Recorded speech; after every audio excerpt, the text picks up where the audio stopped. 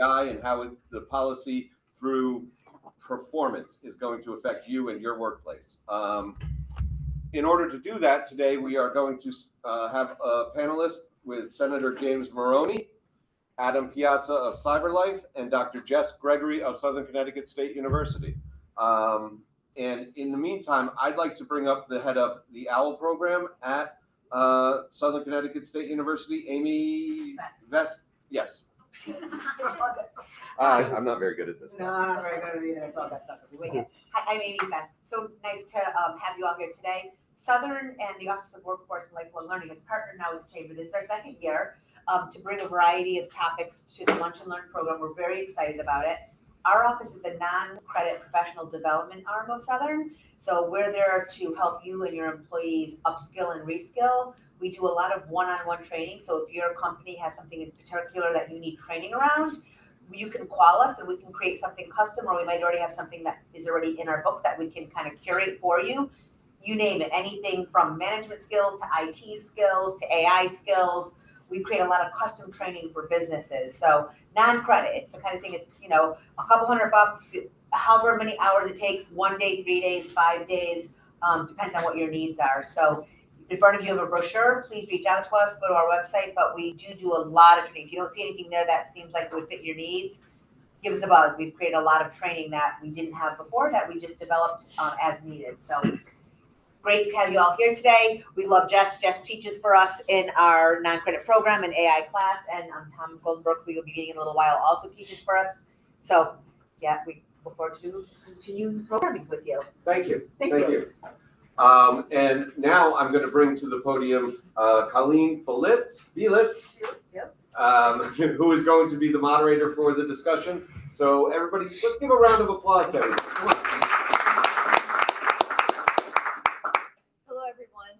It's so nice because I recognize a number of you from other events that I've been at. And today our panel is titled, AI won't take your job, but those who master it might. This saying was actually from Richard Baldwin, who said this in 2023 at the World Economic Forum. He's an economist. So I am an AVP at Southern Connecticut State, and as Amy said, we create different types of non-credit programs. If you're interested in artificial intelligence, we have a number of programs tailored to different industries. So whether you're looking to just generally know how to use it for finance, use it for business, we have a number of specific programs, short programs. You're not here to get a degree, you just want to kind of learn about it.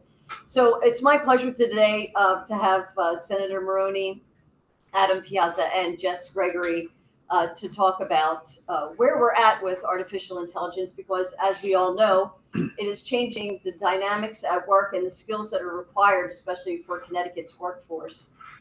So today we'll explore how you could build essential, irreplaceable skills and how employees can master how to use these tools. And I will start actually with the senator because he is receiving an award and has to leave a little early, but thank you for making the time to come here.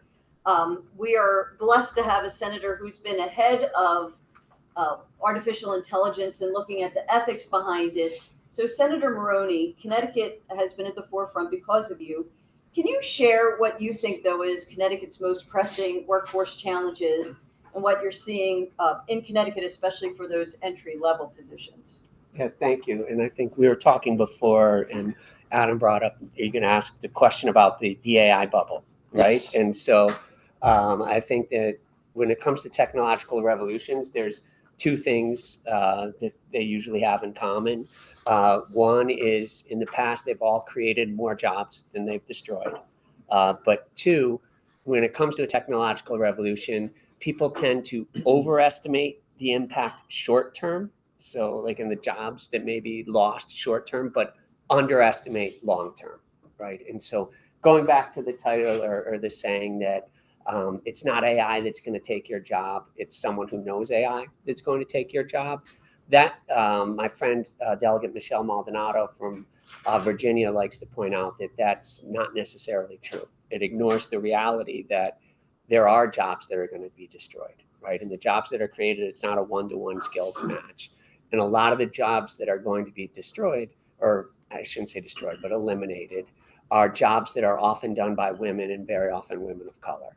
And that was borne out by a few things. One, when Indeed 2 years ago, they looked at all of their job postings, what are the ones that could be most easily replaced by generative AI? Two of the tops: customer service representative, administrative assistant.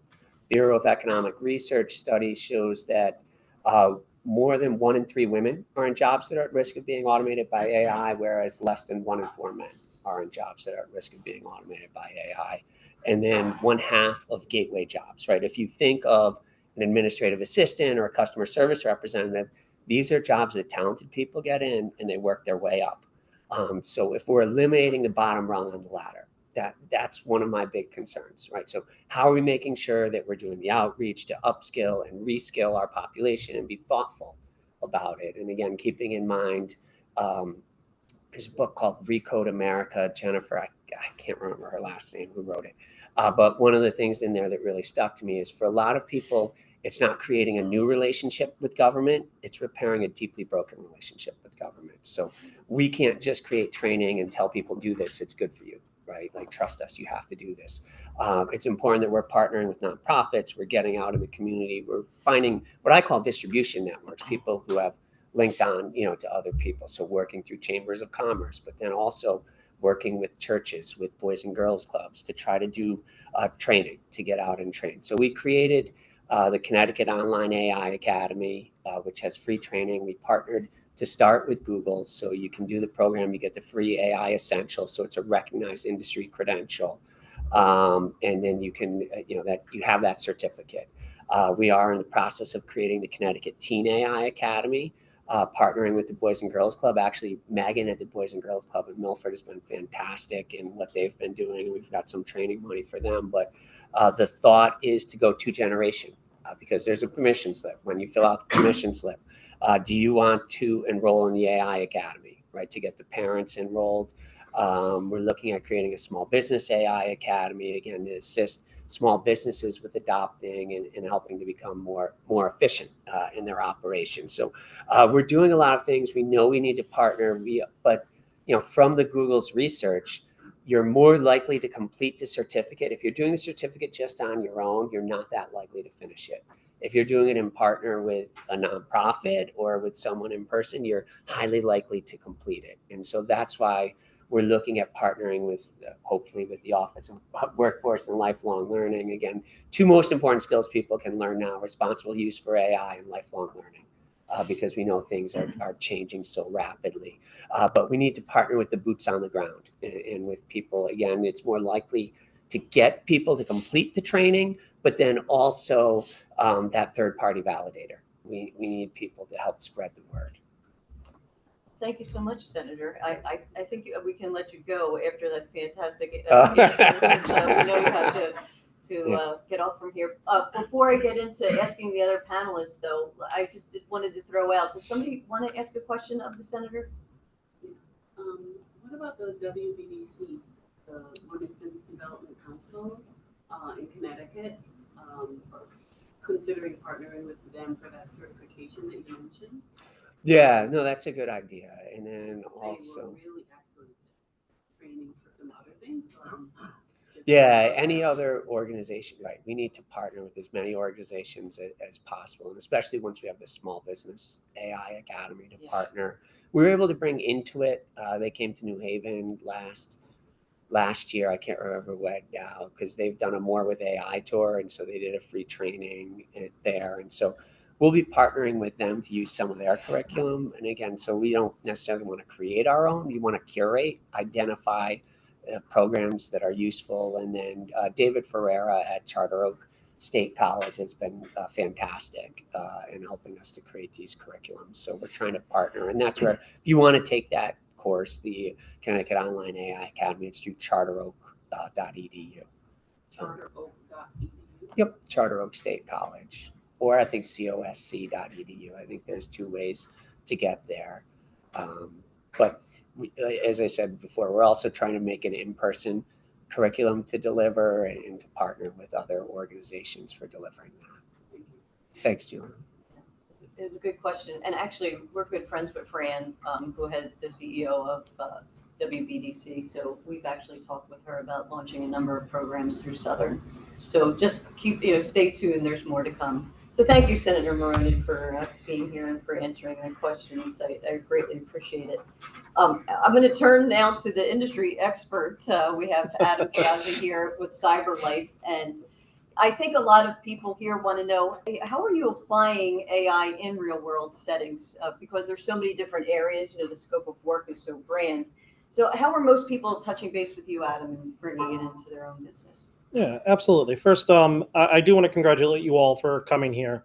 AI is something not necessarily new, but it is on an upward trend, and your interest in this is putting you at the forefront of the curve with your companies and your competitors. So as far as AI in our workforce right now, it's pretty much been forced upon us in many ways, shapes, and form. It's been around in the form of what was called machine learning since the early 2000s. That is stuff that you'll probably see in some corporations that lock you out of your account. If you log in from Connecticut and then you log in from California 2 hours later, that's called impossible travel. The machine learns your behaviors and it blocks you. Then you have to call into your IT company and get them to unlock you to make sure someone's not stealing your data. But the newest uptrend in AI adoption is generative AI that Senator Maroney alluded to in his previous statement. So what generative AI is doing is it helps you create content. We all know for the past 20 years, if you're talking to someone in your house, your Alexa's listening, your phone's listening, you're getting those targeted ads. All that data has been getting collected from us for, at least in my lifetime, forever. I assume none of my information is personal anymore. And almost everything seems like it's identifiable as well now with all the metadata behind any picture you take. AI is allowing for us to now take that data and process it to deliver results. And that's the way I'm seeing companies adopt it. In the healthcare industry, one of the most common things I've seen is in pediatrics offices. They have a lot of state mandated forms they need to fill out for children. Before, this was a somewhat secretarial job, and you'd have small businesses employing somebody at $50,000 to $70,000 a year to fill out forms all day from their ERM application.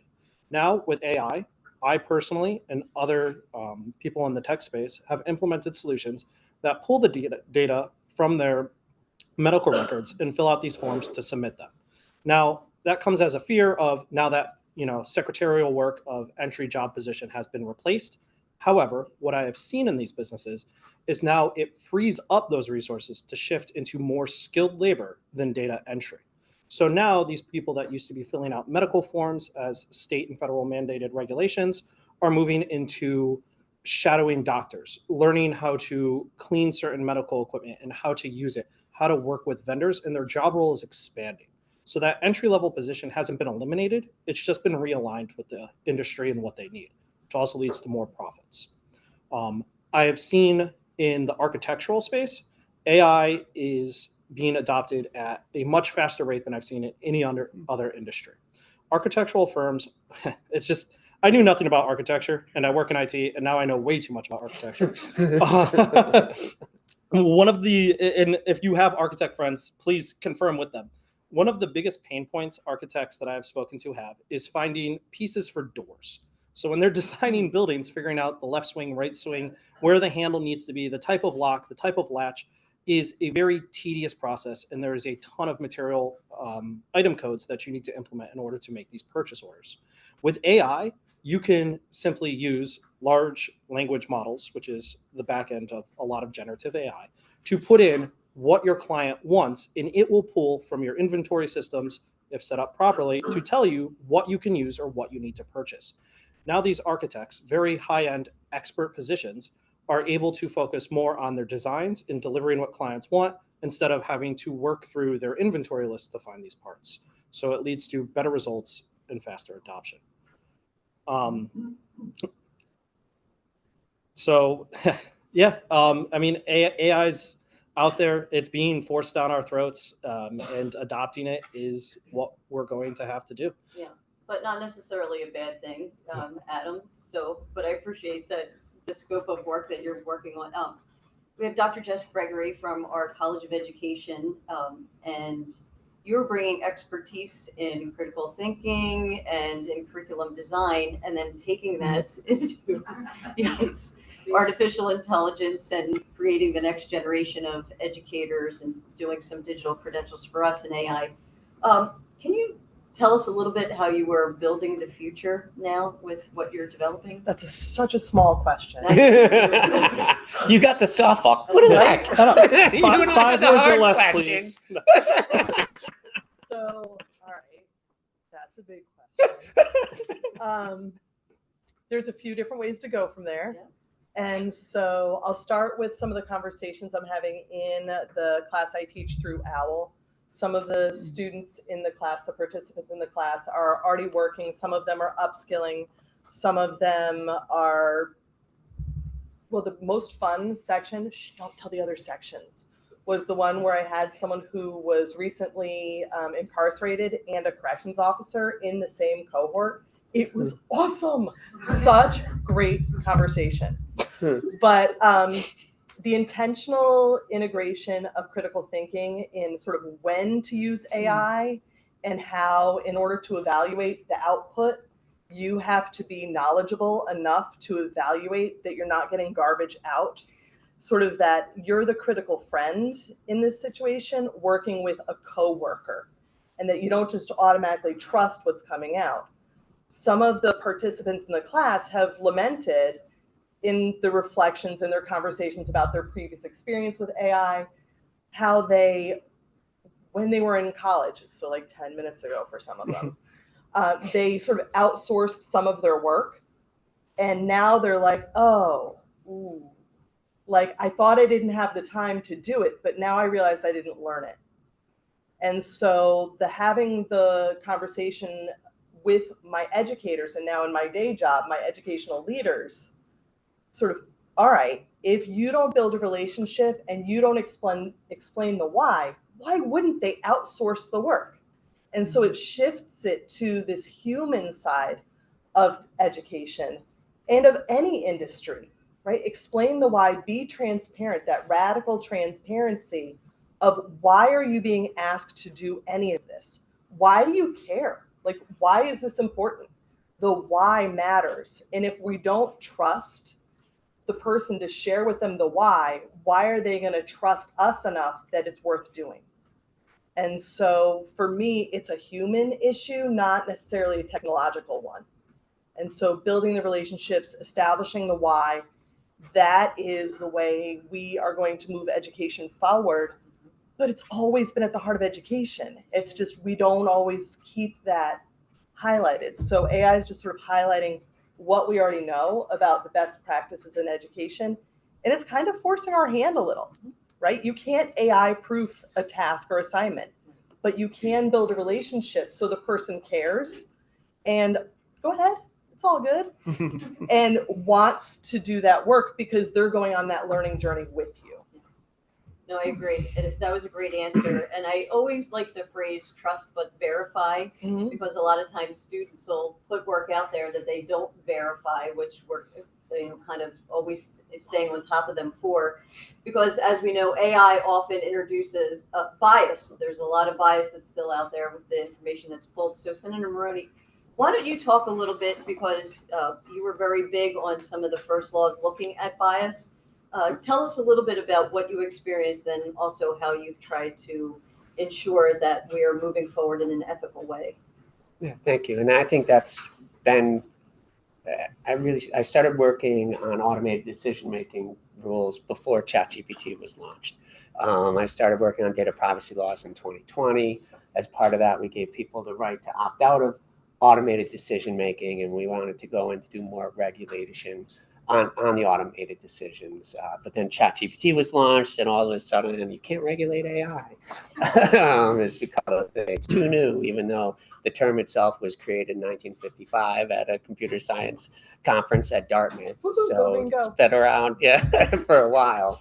But my concern is, the saying garbage in, garbage out.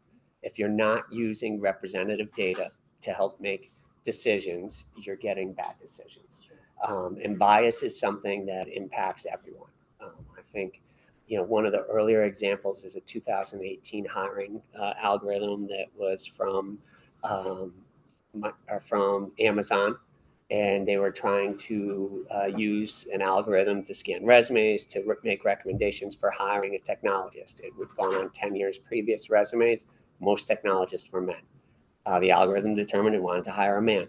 And so they thought, okay, we'll correct that. We won't ask for gender. So instead, when it scanned, if you were on a women's soccer team, if it could somehow figure out you were a woman, you didn't get recommended for the job. So that was one example. Last year, I think it was Lehigh, used a study of using a chatbot to help make mortgage decisions. And if you had, I think it was a 680 credit score and you were white, you had a 95% chance of being approved for your mortgage. If you had a 680 credit score and you were black and this is everything else is controlled for, you had an 80% chance of being approved. And so this is a good example of why sometimes things are harmful but not yet illegal. That's technically not a disparate impact. A disparate impact is when it's less than 80%, right? And so meaning that if 100% for one group, it's 80% or more. So it's more than the 80%. So, but again, the good thing, and people will say, well, people discriminate, right? You can have someone at a company who's discriminating already. The big difference, there's two big differences. One is scale. Right. And if you look at it, if you have one person discriminating at one company, that impacts however many people are working in that one company. If you have an algorithm, a hiring algorithm that 98% of Fortune 500 companies are using automated decision making in the hiring process, that impacts everyone, right? Versus a limited group. Two, the good thing with discrimination in an algorithm is we can test for it, we can determine it's there, and we can fix it. Right. So when they went back and changed the decision, changed the instructions on that mortgage example, there were equal rates that people were approved at. And so that's why, we've been working at trying to require impact assessments right ahead of time and just looking at in transparency. What's the training data you're using? Let people know you have the right. I believe you should have the right to know if it's being used to make an important decision about your life, because, again, there's already discrimination is already illegal, but how do you know to access your rights if you don't know that AI is being used to make that decision? And so those are the laws we've been working on. There's another example, 50 to 75% of large landlords are going to be using AI for screening tenants. And a lot of times that's based on the wrong data, right? And so there's a couple examples. One is an example of a man from Connecticut. His mother was trying to get him to live in her disabled adult. She wanted to get him approved to live in her apartment complex. He was denied because he was determined to be a high-risk renter because 20 years before, or however many years before, there was an allegation of retail theft, right, that had been spidered and pulled into his file. Better example probably is a man in California who was determined to be a high-risk renter, denied living in a senior housing complex because he had a littering violation 20 years before. And so, again, there's nothing that says if you were a litterer 20 years ago, you're a bad tenant now. But even worse, it wasn't him. It was another man with the same name, Chris Peterson, and it was in Texas. He'd never been to Texas. But when you're spidering the whole internet, you're pulling in all this data. So what we did do last year was we give you the right, in that case, in housing, through our data privacy laws, when we updated them, you have the right to opt out of automated decisions. It used to be only solely automated. So now it's any automated decision. Two, you, in the event of housing, because my biggest concerns are hiring and housing with the automated decision making. In the housing, you have, if you're denied, you have a right to see an explanation. They're supposed to give you an explanation of why the data it was based on. You have the ability to correct that data. And again, my concern is if you're determined a high-risk renter on something that doesn't belong in your file, everyone's using that to screen your applications, you're just going to continually get denied, right? And then to be reconsidered if your decision was based on wrong data. So we were able to update that through the data privacy, but the way the data privacy laws work, there are so many exemptions and so many holes that, while it worked for the hiring, it worked for housing. It's not a good way to go at hiring because we have whole categories of places that are exempt from the data privacy laws. So yeah, well, thank you though, and I applaud your work that, like I said, you put Connecticut at the forefront by looking at this stuff in advance. So we as Connecticut citizens do appreciate that. So we were talking a little bit about bias, and then there's a new phrase that's being used that's called work slop instead of workshop. And that's that AI generated outputs can lead to low quality work, right, or diminished professionalism. So Adam, I'm going to throw this one to you. Have you encountered this? And if so, how are you addressing it? Yeah. AI, I mean, we've all heard saying garbage in, garbage out. I actually conducted a personal test within my own company about this slop type of work. So there's a common term in the tech industry called vibe coding. Based on the definition alone, you could hear that it sounds like slop. What vibe coding is there's an AI out there called Claude. It's probably one of the more prominent ones for developing software. It ties in with the code you're writing, and software developers, still somewhat prestigious position, requires a lot of logical thought and comprehension of the tasks you're trying to get done. I often work with and hire, especially when Pfizer was sued by the FDA when I started off my career. We had very experienced coders. They've been in the industry for 20 to 30 years, and they were able to help regulate the industry with software monitoring tools. Well, I have some of those people on my team today. I gave them a task to create a program, and unbeknownst to their knowledge, I also asked somebody I had hired directly out of college, 18 minutes or so out of college by now, and asked them to create the same program. In about 3 days, the college graduate had produced something, whereas my senior developers were still in the architectural phase. In the end, what was created by the college graduate was marginally functional at the back end level. It looked like it was working. It was creating the new users. It was assigning proper permissions. It was making sure proper documentations and background checks were going. But all the back end data was wrong, and it was stored incorrectly. So when you look at it at first glance, and my initial thought was, wow, 3 days. They've created a fully functional program. Junior programmer, 18 minutes out of college. I'm going to be rich. And then as soon as I started going through and auditing this program, I realized there was a lot of mistakes. Humans make mistakes. My expert developers make mistakes. I had a one-on-one with my developer. I spoke to him. He had no idea what was going on. I kid you not, and it's almost comical. I asked him a question on something, and he pulled up ChatGPT to put the question in there. And at that point, I cried a little bit and realized died a little inside. If I wasn't already dead, yes, my body can still produce tears. So call that humanity more so than AI. But at that point, I realized that I have people entering the workforce that can produce very quickly, and their concepts are great. They understood the goal. They're able to get something in front of me in 3 days, and it looked like it did what I wanted. I was incredibly happy that we were going to blow this deadline out of the water, but then there was problems, which we expect. That's why we have QA teams, whole industry, not yet being replaced by AI, but also very high on that chart. And I couldn't work with anyone to fix those problems, and they were relying on AI to fix those problems. So you hit a roadblock, and now I've lost 3 days of productivity. Now, to step back and look at my senior developers who are now still on whiteboards, probably chalkboards. Yeah, pretty much. Creating this high-level architecture, they had nothing. And that also hurt because, as we all know, everything is due yesterday.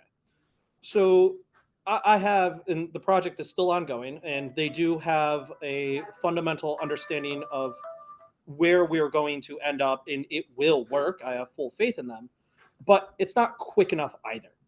So now I have work slop and nothing. And we need to find that middle ground where how can I use this AI and get my senior developers to also use it to come up with things quicker? So right now in the industry, I am having my senior developers, and if you've ever worked, if there's any web designers in the room or graphic designers, no one likes doing UI work. We're using AI to create our UI, which is cutting monstrous amounts of time off of our back-end work where the data matters. UI is user interface? Yes, user interface or user extensibility, UX, depending on what flavor of the month we're using. So yeah, I mean, we are getting slop, but we are getting results. And if we take that slop and we get our senior developers who understand what it is your program or your output should be, we can increase efficiency drastically and get rid of that slop. But we need that experience still to know this is slop. My junior developer did not know this was slop. They were very proud. And I think you bring up a good point, and I'm going to suggest that everybody's like, oh, you don't need a degree anymore. You know, you just have the algorithm do it. And this is a prime example of, no, really, you can't.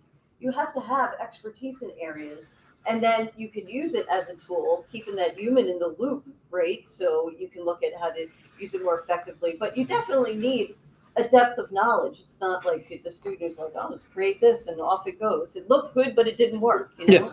So Jess, let's talk a little bit about that. Can we just build on this? Yes, that's what I was going to say. So your perspective on the human in the loop. It's not just a human, but it's a human with the expertise to know what you need and what it looks like. And someone who knows enough when they're building that prompt to put in there, because there's an art and a craft to creating the prompts, because you don't want to just sort of be like, and then have it get something, and then you have to keep going at it, because there's an environmental cost to coming back to the AI over and over again. So you want to be intentional and thoughtful in your design first, your whiteboards or chalkboards or notebook papers, envelopes first, so that when you're asking AI for the first time to go through, you get something decent first. Because if you don't have a plan, it's still going to try to please you, right? It's the genie in the bottle. It's going to try to do right for you, master. But it has to have enough information. You have to have enough information to prompt it appropriately, because otherwise you're just burning a lot of energy.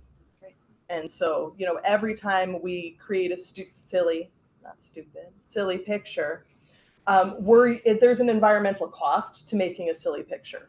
And so that's sort of the side of this we haven't been talking about, is that, you know, you have to do the thinking first, but you also have to be mindful of what it is you're doing. And so when you're using the AI tools, you need to look at that cost benefit first. Am I saving money by using AI, or am I getting work slop? And is this actually going to save me time and energy in the long run? Is it worth it? So I want to be mindful, as well as getting stuff done faster, more efficiently. No, I wholeheartedly agree. So for our last question, before we then go ahead and ask if you have any questions, tell me how you think AI will be used in the next, 5 years from now. If it's 5 years in the future, how do you think we'll be using it? It's a good question, actually. And building on what Adam had said before, that what you get out sometimes looks good isn't fully functional. The importance, and just the importance of that human in the loop. I was on a panel and listening to actually the person presenting before me on the panel on Saturday at the Westport Library, and they had quoted someone who said, "The future is checking," and so to future-proof yourself, have the skills to be able to check, right? And so AI and it's replacing a lot of entry-level coding, right? And that so much, I think Microsoft now, so much of the entry-level coding is done by AI, but you still need people to check, right? Just like with legal work, there are lawyers in New York where they had written a brief, they cited cases that were made up, right? And they got penalized by the judge. So if you're a paralegal, you may be in trouble. If you're a lawyer who knows that, there's still that need, right, to have that knowledge there. So the future is checking. I think the key in 5 years from now, we're still in what I think they called in power and prediction the in-between times.